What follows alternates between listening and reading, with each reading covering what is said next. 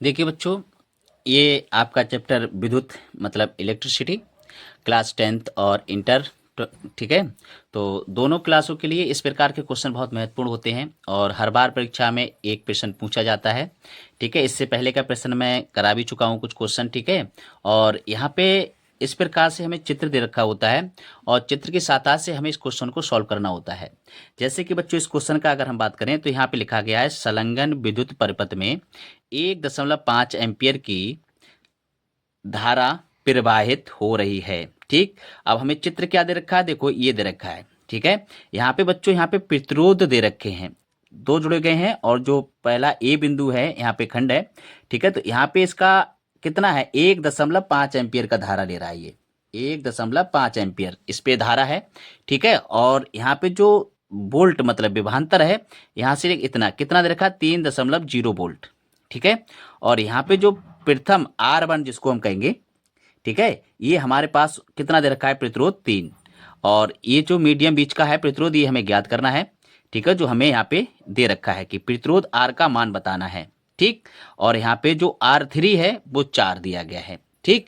तो सबसे पहले हम प्रतिरोध R का मान ज्ञात करेंगे और यदि हम देखें तो ये किसमें है, श्रेणी क्रम में। ठीक है। सबसे पहले बच्चों श्रेणी क्रम समझ लो। श्रेणी क्रम होता है एक ही क्रम में। ठीक है, जितने भी प्रतिरोध हो, 1 हो, 2 हो, 3 हो। ठीक है। अगर हमें इस प्रकार से दिया जाता है, देखो मैं समझा दूं आपको समांतर क्रम कैसा होता है। अगर हमें इस प्रकार से दिया जाएगा और ऐसे, ठीक है, फिर इस प्रकार से ऐसे, ठीक है, इस प्रकार से, और यहाँ पे इस प्रकार से फिर चलेगा और ऐसे। तो इस प्रकार से अगर आपको मिले इसके बट्टे में ये और इसके बट्टे में ये, तो ये आपके समांतर क्रम कहलाएगा। क्या कहलाएगा, समांतर क्रम। लेकिन यहाँ पे हमारा क्या है, श्रेणी क्रम। ठीक है।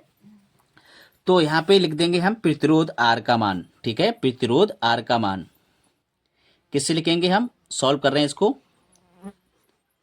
ठीक है, इसको लिखेंगे हम ओम के नियम से।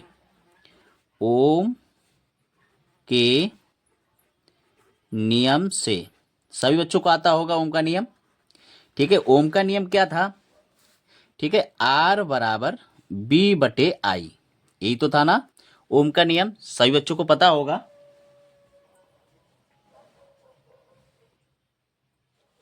अब यहाँ पे हमें वैल्यू देखना है। देखो R बराबर B कितना दे रखा है, इसमें कितना दे रखा है, 3.0। कितना दे रखा है, 3.0। अब एम्पियर मतलब धारा कितना दे रखा है, 1.5। ठीक है। देखो दशमलव से दशमलव हट जाएगा, दशमलव से दशमलव हट जाएगा इस प्रकार से।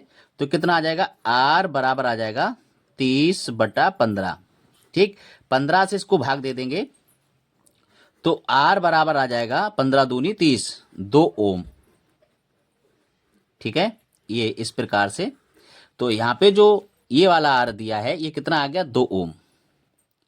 ठीक है, 2 ओम। ठीक है, 2 ओम आ चुका है ये, जो हमें अज्ञात दे रखा था चित्र में। ठीक है, ये वाला हमें अज्ञात था, ये हमारा 2 ओम आ चुका है बच्चों।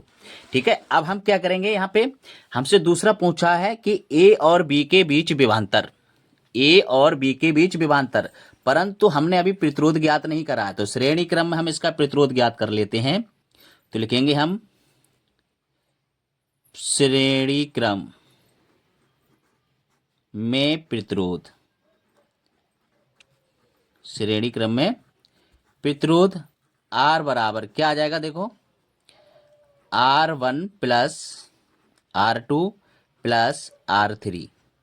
तो R1 कितना है हमारे पास, 3। R2 अभी हमने ज्ञात करा था कितना है, 2। और R3 कितना है, 4। ठीक। तो कितना आ जाएगा, 3 और 2 5 और 4 कितना हो जाएगा, देखो यहाँ पे 5 प्लस 4 कितना आ जाएगा, 9। ठीक है, ओम। ठीक, ये श्रेणी क्रम में प्रतिरोध हो गया बच्चों। अब हमसे दूसरा पूछा है ए और बी के बीच विभवांतर, ए और बी के बीच विभवांतर। चलिए इसको हम कैसे ज्ञात करेंगे, यहाँ लिखेंगे ए बा बी के बीच विभवांतर, विभवांतर। बच्चों विभवांतर का सूत्र क्या होता है, विभवांतर का सूत्र होता है B बराबर IR, इसी ओम के नियम से हो जाएगा। ठीक है, अभी हमने जो सूत्र लिखा था, तो B बराबर IR। ठीक। तो दोनों का वैल्यू हमें पता है, तो V बराबर कितना हो जाएगा, देखो I कितना है हमारे पास, कितना है 1.5 एम्पियर, 1.5 एम्पियर, ठीक है, गुणा लगा देंगे। और R कितना आ गया हमारे पास, देखो कितना निकाला अभी हमने 9, ठीक है, कितना निकाला 9, ठीक है। तो दोनों का गुणा कर दो तो कितना आ जाएगा, देखो पॉइंट से पॉइंट हटा दो, ठीक है, या फिर गुणा कर सकते हैं, 9 पंजे 45, हाथ से लगे 4, 9 एकम 9, 9 4 कितना हो गया 13, ठीक है। तो इस प्रकार से ये हमारा विभवांतर आ जाता है, ठीक है। और इसका जो मात्रक होता है बच्चों, ये होता है वोल्ट, क्या होता है, वोल्ट, ठीक है। तो ये वोल्ट में हमारा आंसर आएगा। इस प्रकार से क्वेश्चन का आंसर हो जाता है। हाँ तो बच्चों नेक्स्ट प्रश्न देखते हैं। यहाँ पे ये क्वेश्चन दे रखा है हमें, क्वेश्चन नंबर 2। ये इस प्रकार से दे रखा है, निम्न चित्र में बिंदु ए और सी के बीच तुल्य प्रतिरोध ज्ञात कीजिए। देखो तुल्य का मतलब होता है कुल्य, है ना। तो यहाँ पे क्या है बच्चों, यहाँ पे तो ये वाला और ये समान श्रेणी क्रम में है, परंतु यहाँ पे ये वाले जो 3 ओमेगा दे रखे हैं ये आपके समांतर क्रम में है, ठीक है। तो हमारा जो तुल्य प्रतिरोध होगा वो ए से लेकर सी तक, यहाँ तक बताना है कुल्य प्रतिरोध, ठीक है। लेकिन कब बता पाएंगे, पहले इन तीनों का हम क्या करेंगे, समांतर क्रम में प्रतिरोध ज्ञात कर लेंगे, ठीक है। उसके बाद में क्या करेंगे, ऐड कर देंगे तीनों को, तो हमारा ए और सी के बीच का कुल प्रतिरोध आ जाएगा, ठीक है। तो चलिए सबसे पहले हम बच्चों इसका समांतर क्रम में प्रतिरोध ज्ञात कर लेते हैं, ठीक है। तो हम लिखेंगे यहाँ पे समांतर क्रम में प्रतिरोध, ठीक है। क्या होता है सूत्र, 1/R बराबर 1/R1 plus 1/R2 plus 1/R3, ठीक है।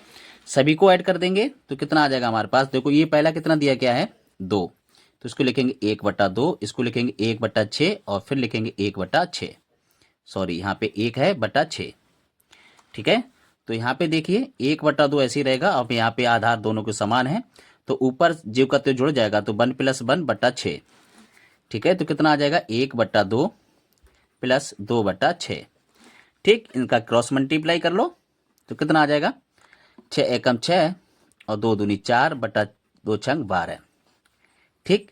तो कितना आ जाएगा हमारे पास, 6 और 4 कितना हो गया 10/12, 2 से इसको काट दो, 2 पंजे 10 और 2 छंग 12, ठीक है, 2 पंजे 10 और 2 छंग 12, ठीक है। इस प्रकार से इतना रखेंगे और इसको हम भाग भी दे सकते हैं, ठीक है।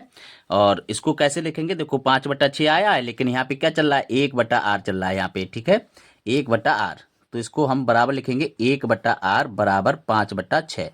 इस प्रकार से क्रॉस मल्टीप्लाई करेंगे तो कितना आ जाएगा 5R बराबर 6, ठीक है। तो R बराबर कितना आ जाएगा 6/5, 5 से इसको भाग देंगे तो कितना आ जाएगा हमारे पास, R बराबर देखो 5 एकम 5 कितना बचेगा, 1 पॉइंट लगाएंगे 0, 5 दूनी 10, ठीक है। तो R आ जाएगा हमारे पास कितना आ जाएगा 1.2, ठीक।